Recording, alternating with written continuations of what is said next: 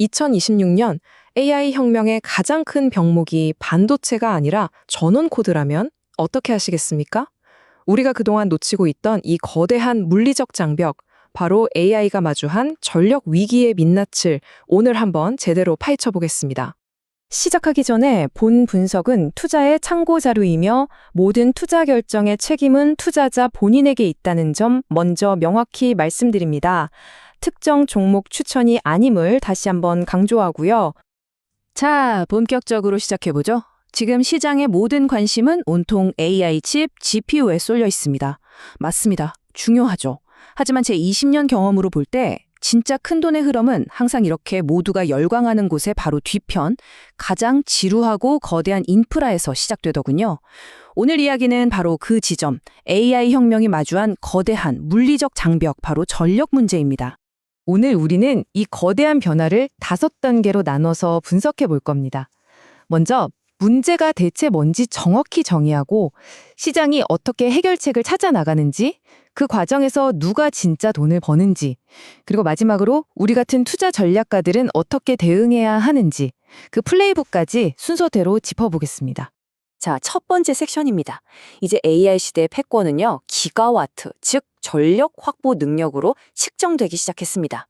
이게 무슨 의미인지 한번 들여다보죠. 이 슬라이드가 모든 문제의 핵심을 보여줍니다. 과거 데이터 센터는 기껏해야 300메가와트 수준이었어요. 뭐랄까, 동네에 들어서는 대형마트 정도의 전력 수요였죠.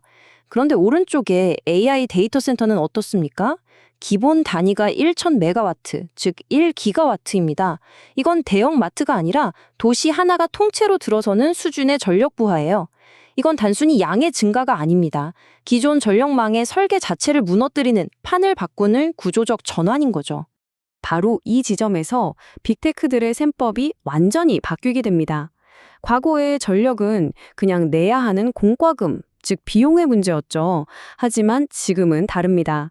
수조 원어치 GPU를 쌓아놓고도 전력 연결이 1년 늦어지면 그 1년간 매출은 그냥 0인 겁니다.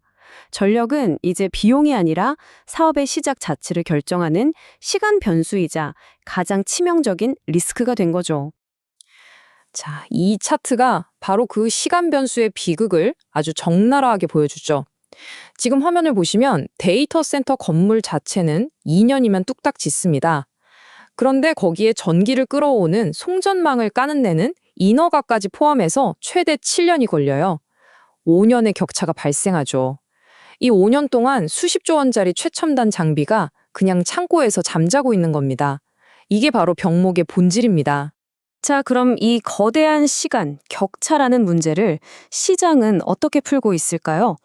재미있는 점은요, 이 문제를 해결하려는 노력이 완전히 새로운 여러 겹의 다층적인 수요 구조를 만들어내고 있다는 겁니다. 해결책은 크게 3가지 방향에서 동시에 진행되고 있습니다. 첫째, 위에서부터 기존 1차선 도로를 8차선 고속도로로 바꾸는 겁니다. 이게 바로 765kV 초고압 송전망으로의 업그레이드죠. 둘째, 아래에서부터, 즉 데이터 센터 부지 안에 아예 자체 발전소를 짓는 겁니다. 고속도로가 뚫릴 때까지 기다릴 수 없으니 일단 비포장 도로라도 내서 급한 불을 끄는 셈이죠. 마지막으로 건물 내부의 배관 시스템을 완전히 뜯어고치는 겁니다. 기존 교류 방식에서 훨씬 효율적인 직류 방식으로 바꾸는 거죠. 자, 이 고속도로를 까는 작업, 즉 765kV 초고압 시장은 아무나 들어올 수 있는 곳이 아닙니다. 이 슬라이드의 표를 잠시 보시죠. 전 세계에서 이걸 제대로 만들 수 있는 회사가 5개 남짓이에요. 그중에 2곳이 바로 한국의 HD 현대일렉트릭과 효성중공업입니다. 이건 엄청난 기술적 혜자죠.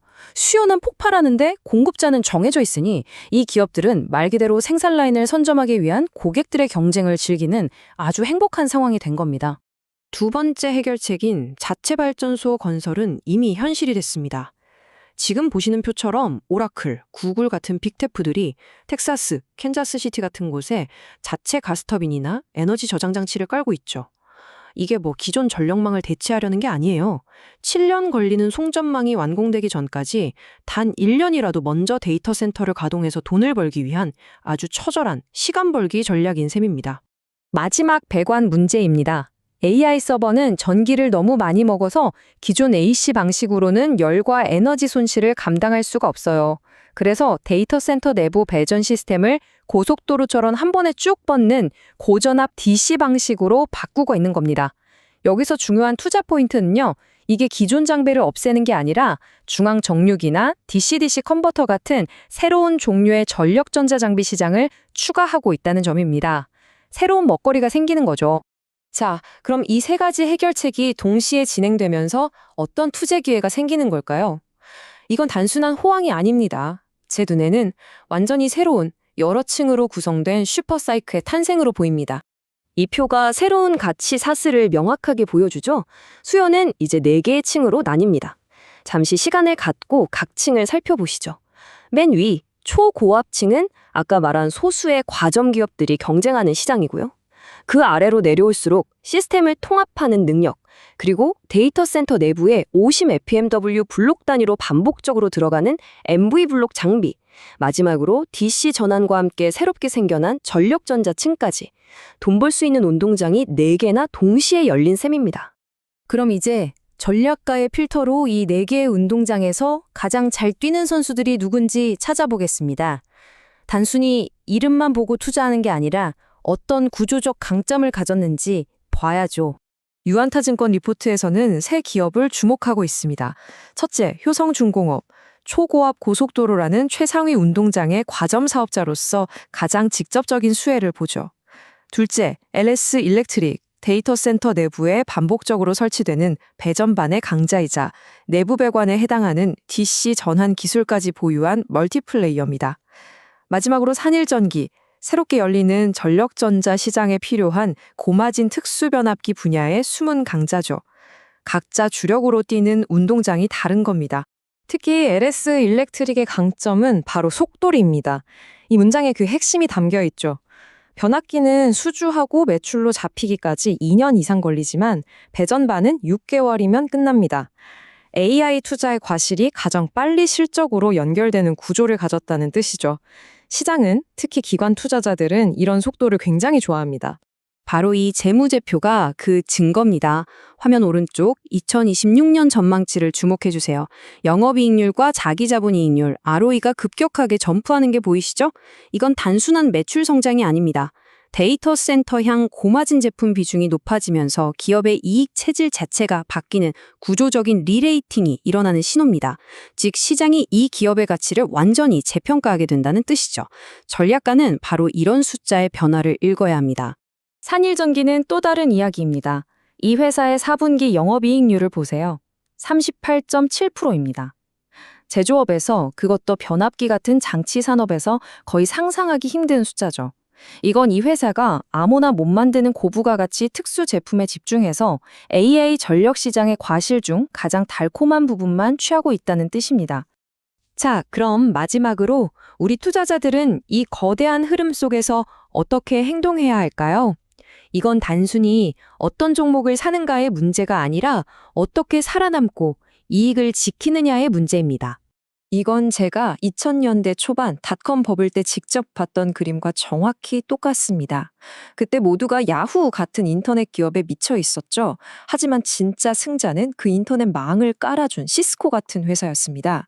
지금 AI 시장도 마찬가지입니다. 모두가 AI 서비스에 열광할 때 진짜 돈은 그 서비스가 돌아갈 수 있게 전기를 공급하는 이 곡괭이와 삽을 파는 기업들이 벌고 있는 겁니다. 그래서 이 슈퍼사이클을 항해하기 위한 3가지 원칙을 제안합니다. 첫째, 하나의 종목에 모든 걸 걸지 마세요. 초고압, 중압, 전력전자 등 여러 레이어에 분산해서 위험을 관리해야 합니다. 둘째, 뉴스 헤드라인에 흔들리지 마시고 기업의 수주 잔고와 이익률 데이터를 보세요. 그게 진짜 현실입니다. 그리고 마지막으로 가장 중요한 겁니다. 언제 팔 것인지 미리 정해두세요. 모두가 환호할 때가 가장 위험한 순간입니다. 결국 주식시장은 미래를 맞추는 게임이 아닙니다. 변화에 어떻게 대응하고 위기에서 어떻게 살아남느냐의 게임이죠. 크게 따는 것보다 중요한 건 적게 잃는 겁니다. 최고의 승자가 되려 하기보다 가장 잘 지는 투자자, 즉 최고의 패자가 되는 것이 장기적으로 승리하는 길입니다. 오늘 이 분석이 여러분의 투자 프레임워크를 한 단계 업그레이드 하는데 도움이 되었기를 바랍니다. 더 깊이 있는 분석으로 다시 찾아뵙겠습니다. 주식으로 세상 이야기였습니다.